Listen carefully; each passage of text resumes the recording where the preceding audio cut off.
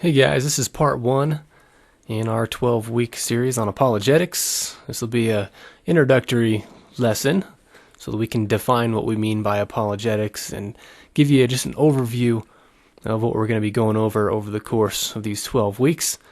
I'm very excited to be a part of this and to exercise my passion in what I feel is a very important and often neglected area of Christian discipline.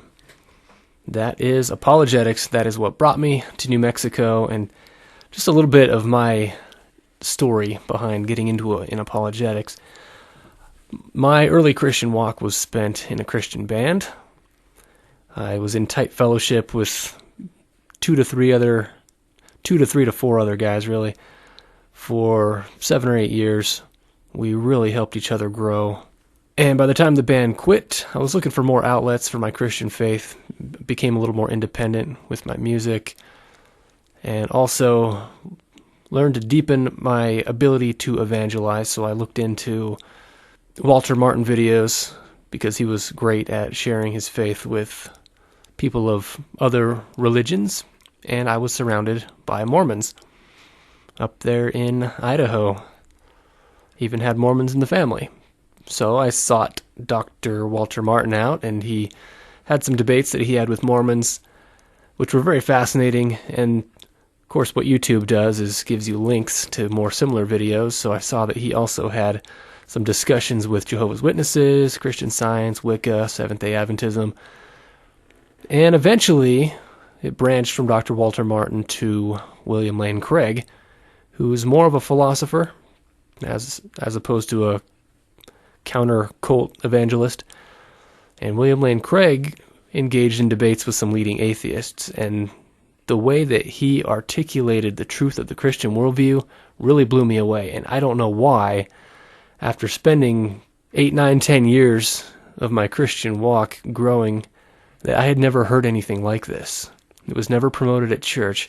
It was never promoted in books. I had to go find it, and it took years before I really did find it. So this was kind of a renaissance in my Christian walk.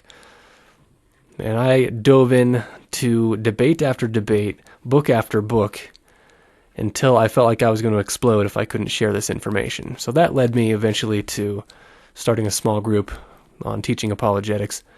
So this is kind of another go-around, a more concise go-around of that same heart, where I feel like I will explode if I don't have an outlet for these wonderful things that have created just a deeper level of my Christian walk, and have really reinforced the truth of it and given me new depths to dive into. So after teaching apologetics for about 1.5 years, I saw the limitations of what I could do and decided I wanted to go off to college and kind of maximize my ability to exercise these things and exercise my desire for ministry. After college, I came out here to Albuquerque to join the campus ministry of the Christian Student Center, and have got to exercise some of the apologetics all the more. And so some of what I do here can come from experience. A lot of it's theoretical. So this is the introduction to apologetics, and it certainly is a tall order to try to set the stage for where this can go, what it means, how it can cultivate the person's mind.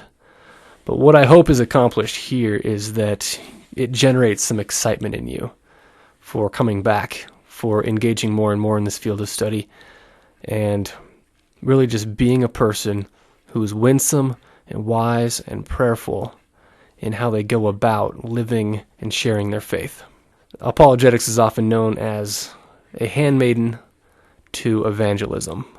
It is very difficult to do evangelism without knowing apologetics, because when you evangelize with somebody, you will have people responding to you with their objections, with their experiences, with their evidence. So apologetics is needed to tear down the barriers. And we'll get more into those things as we move through this presentation. There are 3 basic areas we're going to touch in this introduction to apologetics. We're going to talk about what is it, which is going to deal with what it's not also, why we need it, and how do we do this anyway. So we'll touch on these, and it'll give us a nice platform to launch off of as we get into some more of the specific evidences and argumentation in the upcoming weeks. So first, what is it? And it is surprising, I think, that I can have conversations with so many Christians who have been Christians for quite a while, and they still wonder, what in the world is apologetics? And there may be people here that have been Christians for a long time and aren't sure what is meant by apologetics. But to define what it is, we're going to talk about what it is not, because there are some misconceptions about what apologetics is. And then we'll talk about what it is, give a biblical definition and some biblical examples for it. And we'll talk about the biblical usage. How does the New Testament church use this? So what apologetics is not? What word does apologetics sound like? Oh, well, it sounds like apology, like saying sorry. Why are you apologizing, and why are you promoting apologizing for your Christian faith? That's not what I'm doing. I know the word sounds like that, but it's not what we're doing. So apologetics is not simply saying sorry or regretting your Christian faith. It's also not pounding someone else into submission. It's not putting someone at your mercy, using the strength of your logic to hold them down and to force them into belief, or to just argue and shame them in some ways. Not that it's you being shamed by the others either. I would argue apologetics is more about rational discourse and respectful dialogue than what we consider arguing and trying to pummel the other person. So I feel a little bit like a Mr. Miyagi or something teaching karate and warning those who come to learn these offensive and defensive techniques. Hey, do not misuse these. This is not for street fighting. This is to be used as necessary, not to simply flex your muscles and boast about your black belt. So that's what apologetics is not. What is apologetics then? Well, Ravi Zacharias says that the goal in most conflicts is to destroy your opponent, as we just saw. But the goal in apologetics is to win your opponent. So apologetics has to do with winning the other person, not winning the argument, but winning the person. Defined, apologetics is that branch of Christian theology that focuses on defending the faith. Now, many would say that apologetics is also about an offensive case, and I think that's true. I think apologetics is as much about presenting a positive case for the Christian worldview than defending it. After all, if you can defend it against other claims but can never present a positive case for it, you really haven't won somebody over. You've just convinced them of what's not true and have not told them what is true. So there's both a defensive and offensive element to it. There's both a disproving of false worldviews and a presentation of the true worldview. How about as a biblical practice? Well, biblically, the most popular verse for apologetics is in 1 Peter 3:15. And this verse plainly uses the word apologia, which is very close to the word apologetics. And this isn't the only time that it's used, but often this is the go-to verse to promote apologetics, and rightfully so. But this term is used a lot of other places as well. It's used 10 times in the New Testament as a verb and 8 times as a noun. And often it's translated as defense. And here are 12 examples, and I think each of these refers to making a defense. Luke 12:11. Don't worry about how you will apologeomai. Don't worry how you will make your defense. Acts 19:33. Alexander makes a defense before the assembly. Acts 22:1. Paul makes a defense before the Jews. Acts 24:10, Paul, before the governor, makes his defense, makes his apologetic. Acts 25:8, Paul makes a legal defense before Festus, and the legal defense is often what is meant by the term apologia. You are on trial before a jury, you're making a rational defense before them, you're trying to convince them of something. And Paul tries to do that before Festus. Acts 25:16, it's a legal opportunity for defense that Paul is looking for. Acts 26:1, 2, and 24, Paul makes a public defense with Agrippa, which is apparently quite convincing.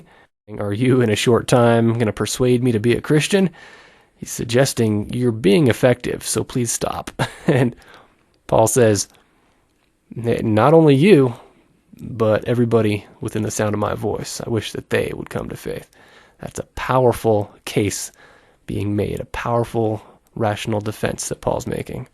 1 Corinthians 9:3, Paul defends his freedom and apostleship. In that section, he makes a apologia, a defense for it.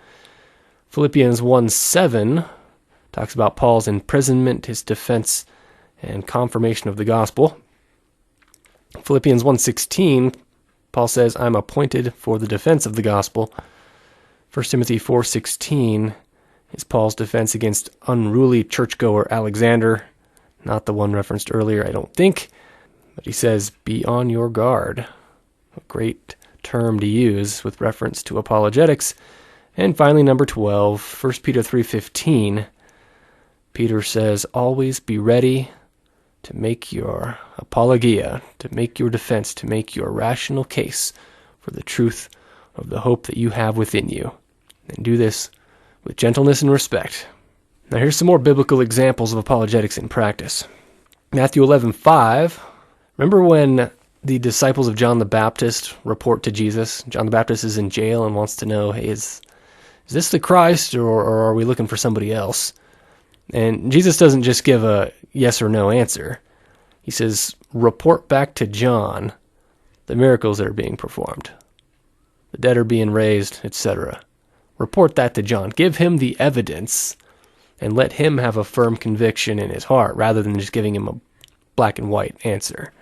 Jesus believed that giving the evidence that he was the Messiah was a more powerful case than just giving a yes or no answer to his messiahship. John 20:31, John says, these things were written so that you may believe that Jesus is the Christ. He had a purpose for writing all those things. He didn't assume that somebody would just feel a warm fuzzy in their soul. He believed that people would need the evidence to believe in Jesus as the Messiah, and wrote 21 chapters to try to provide it. Third, there's the evidence of doubting Thomas. Thomas said, unless I feel the holes in his hands and his feet, put my hand in his side, I'm not going to believe. He uses the phrase that the atheists often use these days, extraordinary claims require extraordinary evidence. Well, there was extraordinary evidence for Thomas, and how fascinating that Jesus provided the evidence in walking among them for 40 days while resurrected. And he said to Thomas, stop your doubting and believe. Jesus was okay with providing evidence and believed that faith would not be trumped by evidence, but rather supported by evidence. Jesus affirmed sound, irrefutable reasoning in Luke 21:15. He said, I will give you utterance and wisdom which none of your opponents will be able to resist or refute. Wow. Jesus likes sound reasoning. He also likes difficult questions, and he likes and promotes the idea of opponents to your worldview not being able to resist or refute or have some sort of counter-argument to what you say. He's interested in you winning these discussions, not for the sake of winning, but for the sake of winning the person. And there are examples of the opponents not being able to resist or refute, like in Acts 18:28 with Paul. It's also a demand for church overseers in Titus 1:9. The overseers have to have sound doctrine and be able to refute contrary ideas. So the positive, the offense, and resisting the negative, the defense, both were required for overseers. Otherwise, the strength of the church would be compromised. Last biblical example, Acts 17, which just fascinates me in its perspective on apologetics. You have Paul in Athens and in Thessalonica and Berea. So to the Jews, Paul reasons from the scriptures. He convinces them from the scriptures that Jesus is the Messiah, yet he has to take a different approach in Athens. He has to show them the God that they are hungry for before being able to provide them the biblical truth of Jesus' messiahship. So meeting them where they're at was a priority for Paul's evangelism, and Paul was able to be effective both coming from a Jewish perspective and coming from a pagan or philosophical perspective. After biblical times, apologetics develops into a more formal method of communication and study of theology. And it's gone through a lot of transitions from that time to now. There were apologists in the early centuries of the church, and it's certainly developed now through the education and the availability of evidence that we have here today, to the point where there are formalized methods of apologetics. But what's in agreement in general today is that apologetics involves offering logic and reasoning, history and science to demonstrate and support Christian worldview claims. So that's what it is. Now, why do we need it? That's great. We found out what it is. You may still be unconvinced that it's something necessary to the Christian believer today. Well, let's go to C.S. Lewis. He said, "Good philosophy must exist if for no other reason, because bad philosophy must be answered." You may think, wait a minute, doesn't the Bible teach against using philosophy? No, the Bible actually teaches against bad philosophy, which I think provokes this quote from C.S. Lewis. You need to exercise good philosophy because that bad philosophy exists.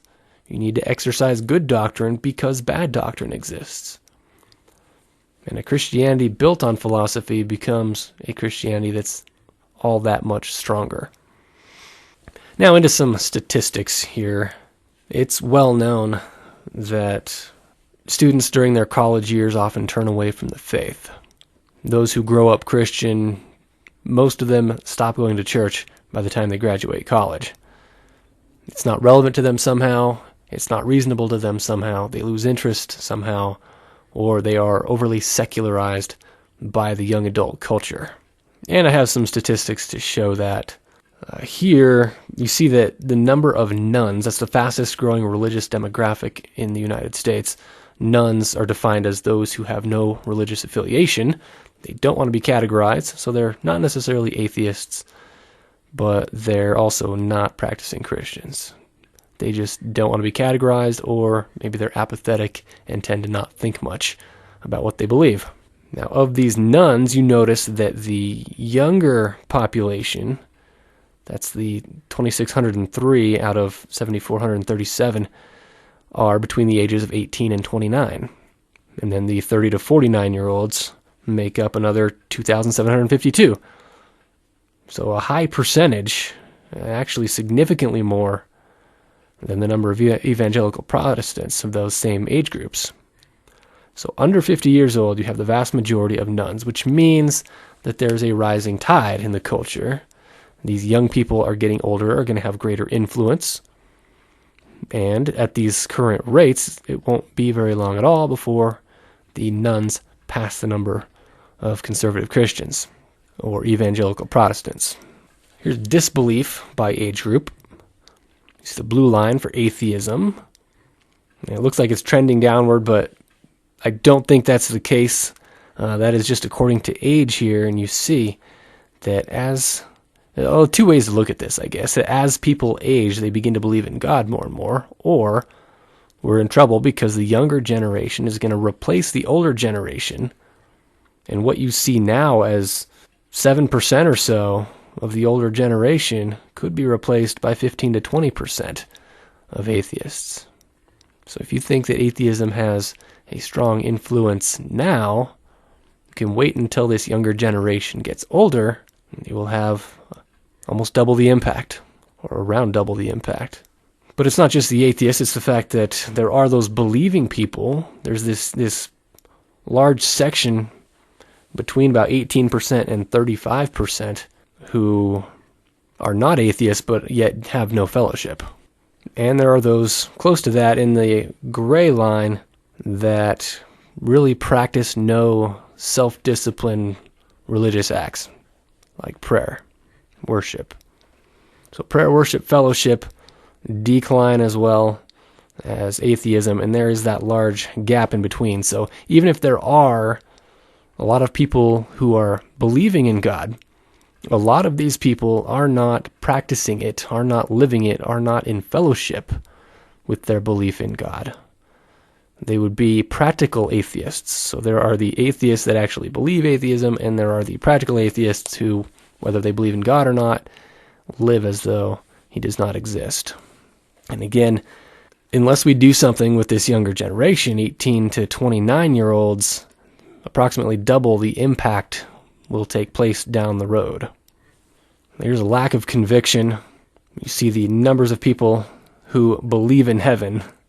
Approximately 70% of the younger people between 18 and 50 years old, basically. A huge amount of the population believes in heaven. Far less believe in hell, which is not pictured here. But you notice that there's this big gap of about 30% who believe there's a heaven, but don't read Scripture. Or, even more so, are not in fellowship. So what do they think heaven is? If half the people believing in heaven don't read the Scripture and don't have Christian fellowship, then their ideas of heaven are shaped by what? I believe there's a massive cognitive dissonance there between believing there's a heaven and doing nothing to seek out what God is like. In 1993, 89% of Christians believed that sharing their faith is the responsibility of every Christian. 89%. You fast forward 25 years, and this number's all the way down to 64%. And you've probably heard it. I'm fine with Christians, I just don't like Christians that want to convince everybody else of Christianity. Well, that's being bought by a lot of Christians as well. 1% per year drop in that category. 25% drop since 1993. To where 64% now believe that sharing your faith is the responsibility of every Christian. Wow. And this probably isn't reflected anywhere more than the university culture.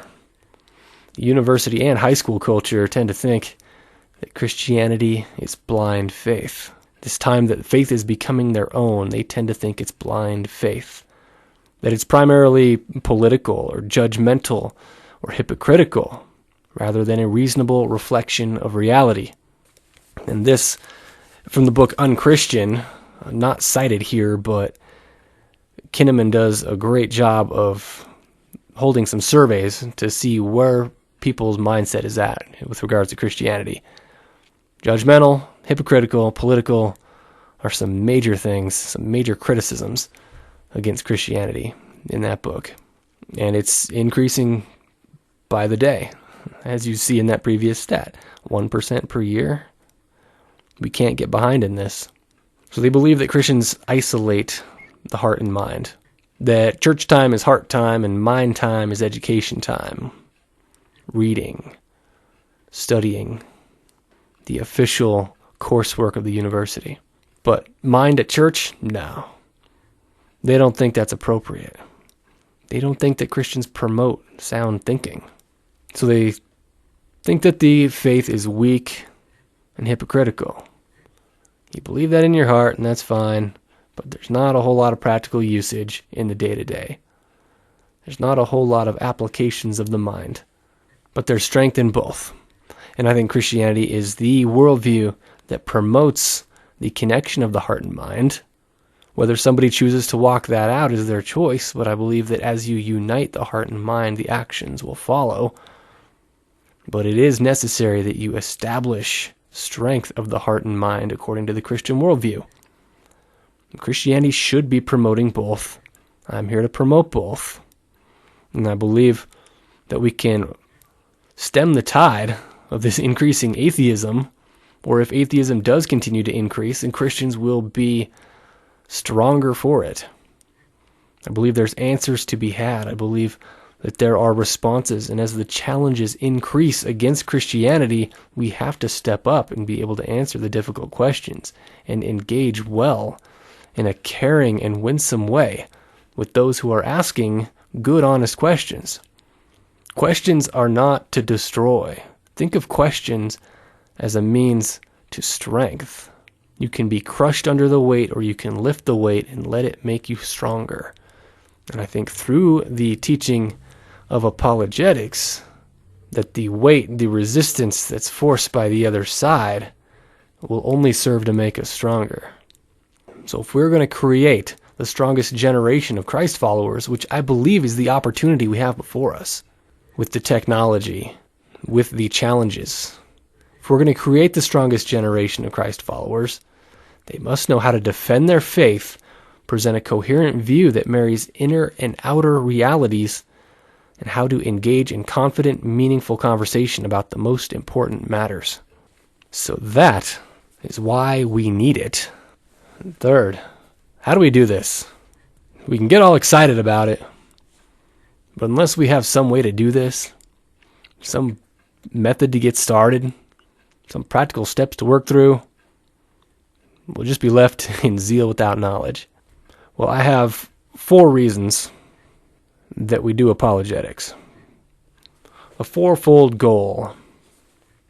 And you may think, well, apologetics is all about winning an argument or proving your case right. Well, okay, I'm not going to lie, that's part of it. But as Christians, what are we on earth for? What do we study for? What do we stand here and worship for? Our lives are about honoring and glorifying God. Our apologetics also needs to be. Have that as your central focus. How can I honor God and glorify God with the way that I interact with this other person? Don't worry if the person comes to faith or not. That's important, but that's not so much up to you. How can you in your conversation honor and glorify God? Because where God is glorified, God's presence descends. And when his presence is there, life change happens. So honor God. How do you talk to somebody? How do you treat somebody in a way that's honoring to God? How do you think about those people? How do you present truth? Be about his glory in your apologetics, and it will not fail. Sure, nobody may come to faith in all of your evangelism and all of your sharing the faith. Maybe nobody ever comes to faith through it. But if you honor and glorify God, you have won. You have done your part. And I guarantee positive influence, positive change will happen. Maybe you're not the one that sees the fruit of all that, but you will be an important piece in others coming to faith, excelling in their faith, and ultimately honoring and glorifying God themselves. You will be a big part of the team that causes discipleship and faith and growth to take place in the culture around you. The second goal, it's still not even winning other people. It's strengthening believers. This includes yourself. Like I said, my own study of apologetics was a renaissance in my faith. It took me to new depths about considering who God is and who I am in light of him. As you dive into these things, you will be strengthened if you incline yourself to them, and you will have the opportunity to strengthen other believers. As you test and prove the different things that make up the Christian faith, you will be stronger. And this is also built on honoring and glorifying God, because as you honor him, it's inevitable that you will become stronger. But it's not about your strength. It's about his honor. But your strength will flow from it. Third, there it is. Apologetics is about convincing unbelievers. We want to see others come to faith. This is the method of evangelism. This is the goal of it. But gone are the days when we can walk out onto a street and say, hey, y'all need to believe in Jesus, and have that create a revival in your town. Convincing unbelievers often deals with having to show them that some of the things that they've learned just aren't true. There are so many alternative ideas. Nobody's born a Christian. And those who are born Christians these days can easily turn on the TV, turn on YouTube, read articles, go to college, have certain friends, and different ideas will be presented. And what they're saying is, well, may the best idea win. Are we ready for that challenge? Christianity has the best ideas. I can guarantee that. Will the unbeliever give me the time of day to be able to explain those things to them? I'm not sure. And I'm not sure if their heart is such, if their will is such, that they will be convinced. But I can offer God-honoring words that create a soil that they can grow out of. How they decide is up to them. And often how they decide is dictated by who else comes along to plant and water and sow the seeds that are planted by others who have made a positive case for the Christian faith. We are about convincing unbelievers. That is okay. Jesus is in favor of that. We should not shy away from it. And fourth, even if you don't convince the unbeliever, the residual effect of presenting a positive case for Christianity and defending it against attacks is that it stops the spread of bad ideas. It's kind of like what C.S. Lewis said. But this can come down to a more individual basis. If there's a strong atheist on campus, and there are several, and I have the opportunity to have a conversation with them, if I respectfully listen to their case and provide a rational discourse on Christian truth claims in response, they often feel less vitriol toward the Christian worldview. They learn that there are certain arguments against Christianity that just don't stand up. They are more silenced in being evangelical about their atheism because we have made a positive case about Christianity that seems fairly reasonable and is done in a manner that is winsome. See, the big reason that people are so opposed to Christianity is not because they have interacted with the deep ideas of it and found them to have horrible logic. More often, the animosity toward Christianity comes from bad experiences with Christians or, in large, with Catholics, especially here in New Mexico. So they have an emotional reason for turning against the Christian faith. And they find bad ideas and bad logic to try to perpetuate the idea that religion, that Christian faith is false. If we can present a positive case and defend it against some of the bad ideas that they bring, by and large, they're going to stop using bad argumentation. They're going to be less of an influence to the friends around them. And hopefully the friends around them can see the vanity of their argumentation. So those are the 4 goals of apologetics. Honor and glorify God, serving as the foundation of all of them. We want to strengthen believers through glorifying God. We want to convince unbelievers, and we want to stop the spread of bad ideas. And all these can work together. Now, in this apologetics series, we're going to have about 5 different types of sessions. We're going to have arguments for the existence of God, which include the cosmological argument, the moral argument, and the teleological argument. If you're wondering what those mean, well, stay tuned. And then the teleological argument splits into a couple scientific fields from cosmology, physics, geology, biology, and then archaeology. So all these areas of scientific study can contribute to Christian faith. Did you know that? Pretty awesome. We'll look into Scripture. Find some proof of the resurrection on Easter. Look at evidence for the flood and against Darwinian evolution. We can look at manuscript evidence for the authenticity of the Bible.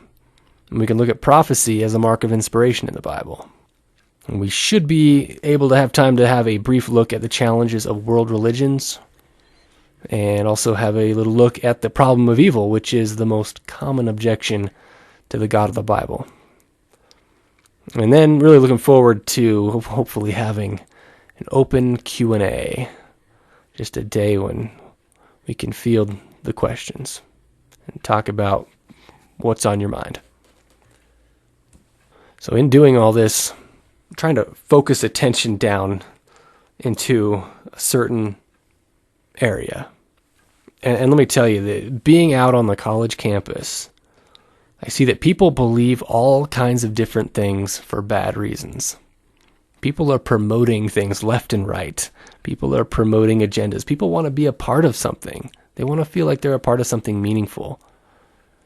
And I remember an encounter I had the other day with the Mormon missionaries. There's about 6 of them that come out there and serve either lemonade or hot chocolate and try to give away some books of Mormon.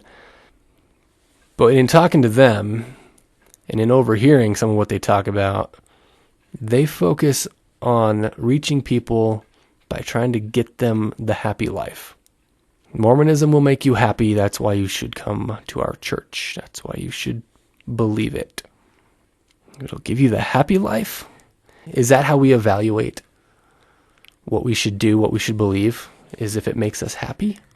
This kind of thing is pretty rampant in the college culture. Not so much in those terms, but in terms of pragmatism. The reason people are so distracted from believing and studying the things of Christian worldview is because they see the lack of practicality to it with what they're doing. They want to know how to finish their degree strong, and they're taught, both in college and prior to coming to college, that these STEM fields, the hard sciences, the physical world, and the job outlooks of your future are those things that you need to prioritize and focus on. Don't be focusing on all these metaphysical ideas of who God is, what's good and what's evil, who Jesus is, what Scripture teaches, how you can be saved, and all those kinds of things. Don't focus on all that. Focus on the here and now, the physical. Focus on how you can get your best job and live your dream, because this is America. Another bad reason to believe what people believe is, that's how I grew up. That's how I grew up. I believe it because that's how I grew up. Grew up Hindu, grew up Muslim, grew up Christian, grew up atheist. Doesn't matter what it is. Just because you grew up with something does not mean you should believe it now. You can believe the right things for poor reasons. Or how about, it works for me? This is the postmodern relativism reason for coming to a certain faith. It works for me. Well, if somebody just believes that and it makes them happy and it works for them, well, who's to tell them not to? Is that a reason to believe something because it so-called works for you? No. Another bad reason is who you were hurt by. And this is the one that the Catholic Church really seems to perpetuate in some of the people that I've talked to. A lot of people feel like they've been hurt by those mean nuns in Catholic school, or by those darn priests who can't stay away from those little boys. They're hurt by it. So if they're hurt by a representation of it, does that mean that that thing is not true? No, that's still a poor reason to believe what you believe, what you were hurt by. Even if you're a Christian because you were hurt by a Mormon or you were hurt by a Muslim, that's a poor reason to be a Christian. We can do better. So people will have a way of dancing around one central issue in the name of all these different questions of, will I be happy? Is this what I grew up with? Does it work for me? Do I get along with the people in it? And what they're dodging is truth. We're not looking at an emotional or personal preference. We're looking at what is true. And what the LDS missionary said about being a Mormon because it makes him happy is a very poor way to evaluate the validity of that worldview. And one simple response, here's tool number 1 maybe for quick things that we can say in almost any scenario. Is it true? Is that true? You may believe it, woohoo, but is it true? Makes you happy, makes you sad, whatever. Is it true? Well, I grew up with this, but my friend grew up with it. Great, whatever. Is it true? Well, it works for me, it's helped me get a job and a house, and okay, whatever. But is it true? well, I was hurt by the Catholic Church, or these darn Christians were hypocrites and they were mean to me and they didn't like the fact that I had piercings in church. Whatever. Is it true? It really doesn't matter how you were treated, but are the worldview claims true? Apologetics is about directing the attention of the people back off these peripheral issues onto the central issue. Is it true? We can look at evidence, and we can use our reasoning and logic and evaluate what is true. God gave us these brains for a reason. Let's use them. Let's force people to consider the question, is it true? So there's our intro to apologetics. We looked at what is it and what it is not. It's not argumentation of just pummeling people into the ground. It's also not apologizing for your Christian faith. Rather, it's giving a rational defense for the Christian faith. It's showing the truth of Christianity by reasoning and evidence. And it's defending Christianity against the false perspectives that may come against it. That is apologetics. Giving a reason for your belief, a reasoned defense. We need it because this will make us stronger. This will answer the culture's cry for truth. This will stem the tide of the rising group of nuns, of atheists and agnostics, who are often becoming atheists and agnostics because they think there's not a reasonable case for the truth of Christianity. We can be representatives that say that there is. We need to step up and show them the diverse ways that Christianity proves itself true. And we do this using logic and evidence, showing the existence of God, showing the authenticity, reliability, and inspiration of Scripture. We show this by showing the resurrection of Jesus. And we begin to build a case for the Christian worldview that resists alternative worldviews or spin-offs that really alter the biblical message of Christ-centered salvation by grace through faith. We do this by asking good questions, by being good listeners, by being winsome, by being learners who are relentless in discovering, in learning, in pressing into hard questions, and engaging with others about them. We do this to the glory of God, and we do this with the central question of, is it true? If, at the end of this 12 weeks, we challenge Christianity and find that it cannot stand up, then we should not believe it. But if, against the rising tide of challenges against Christianity, it does stand up, we will be all the stronger for it. And I believe we can create the strongest generation of Christians that this country's ever seen if we take these challenges head on.